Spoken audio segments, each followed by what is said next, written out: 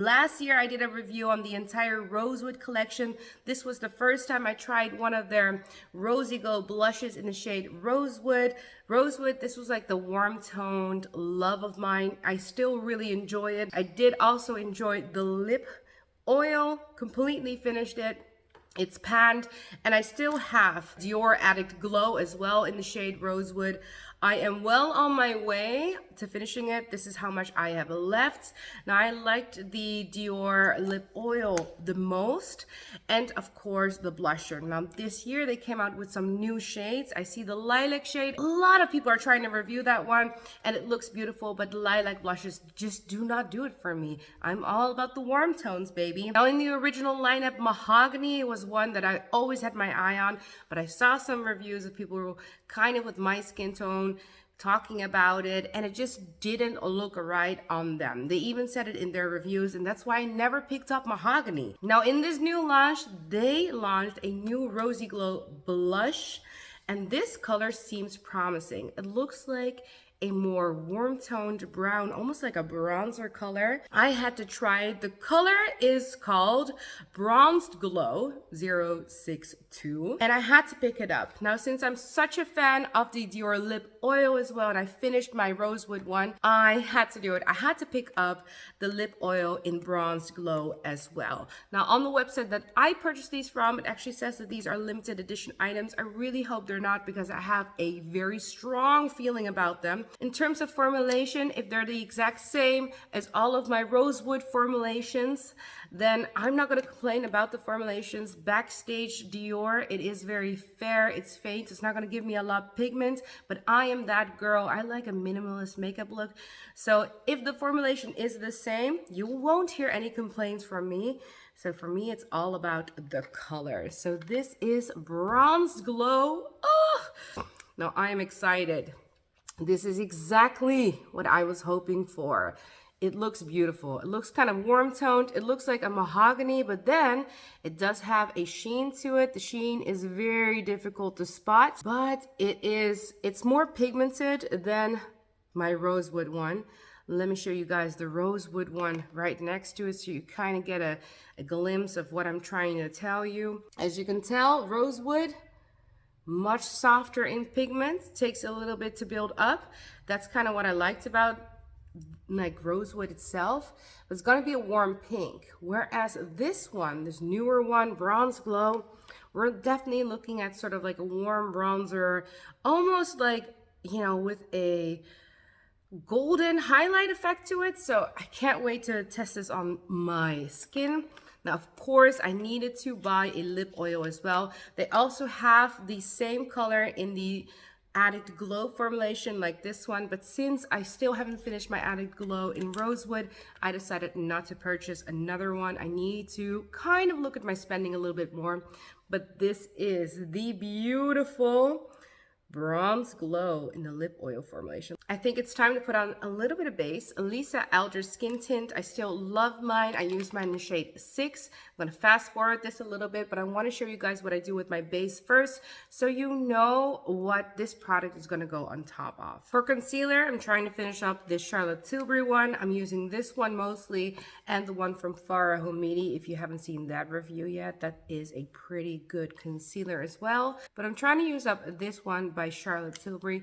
So let me just wiggle it around a little bit and put it on some of my more problem areas of the face, and then we're gonna go in with the powders, so aka the new Dior. All right, so this is the base all done. A little bit of foundation, a little bit of concealer, and of course my Charlotte Tilbury powder. Now let's go into this beautiful Bronzed Glow bad boy. Now this was quite pricey. All Dior products kind of are pricey. But since I already was familiar with this formulation, I kind of, you know, didn't mind. I still had a bonus gift card from my employer as my December sort of bonus, and I never used it. I dipped into it once, and as you can tell, it is quite pigmented.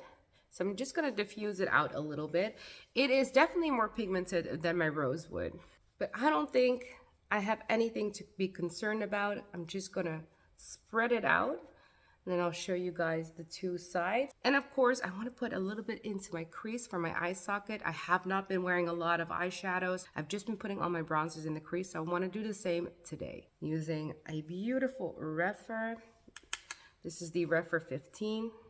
And I used the Rephr 24 for my face. Although I don't suggest doing this, I am going to go over my nose as well to do a little bit of nose contouring. I would consider this one to be a little bit too warm to do so. I want to show you guys everything you can do with it, kind of what it looks like on my skin tone. I'm going to apply it a little bit darker than maybe I am used to. But this is for review and of course my enjoyment. So this is one side and look how smooth the skin looks. My skin definitely has some texture, as you can tell. Look, a little bumps and everywhere. I did have my period, so definitely you see that in my skin, but I don't think it enhances anything. As you can tell, the golden shift that it has, it doesn't really translate like awkwardly on the face. It looks quite beautiful. Here you see that I have nothing on this side, natural lighting only, no filter. And this is where you see I did the shading, and there is a significant difference between the two. Definitely pigmented. If you're a darker skin tone than mine, you can still work with this one. Maybe putting on a little bit more on the forehead. It is warm, so in terms of a color, it's definitely, it's kind of a blush. Yeah, like it is advertised as a blush. I'm putting it on like a bronzer and everything, but this is sort of a blush. And it's a beautiful blush color. The reason I'm putting it on like a bronzer is because I like to keep my steps minimal, and I like to have these kind of blushy bronzer colors nowadays to skip like a step. Just generally skip a step. Let me quickly do the other side as well, and then we're gonna move on to the lip oil. Okay, so now when we have the face, the base all done with only the Rosy Glow blush in the shade Bronze Glow, I'm gonna just tell you, I'm really digging it. I like the way that this is looking. I put a little bit on my neck and décolleté area because I needed them to look the same. I think I'm ready to move on to the beautiful lip oil. Now, I actually really like this lip oil formulation. It is quite expensive, it is quite sheer, and it's incredibly thick. Not everybody enjoys this formulation. I think a lot of people are kind of disappointed with the pigment when they do criticize this lip oil. Or they just think it's such a thick formula and they don't see anything special about it for the price point. I get it.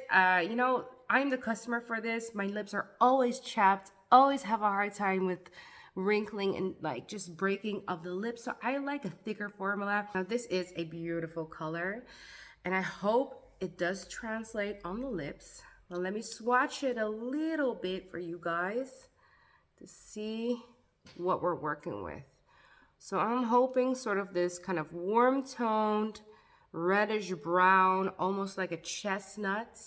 And again, I really enjoyed mahogany, and I've always wanted to have the mahogany lip oil, but I've opted for this one thinking the warm tones are gonna bring out the warm tones in my skin. I do wanna wear it without anything on. I think that's the most honest. At the same time, I do have these new lip pencils by Eldridge that I've been loving, especially shade N1.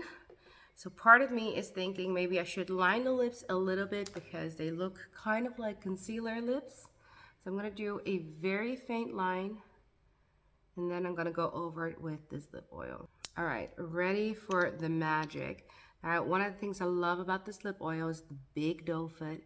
Gives me such a good luxe experience. Nice, soft, and plushy. Now that is beautiful. So guys, this is the final look. What do you guys think? I personally think that I look stunning.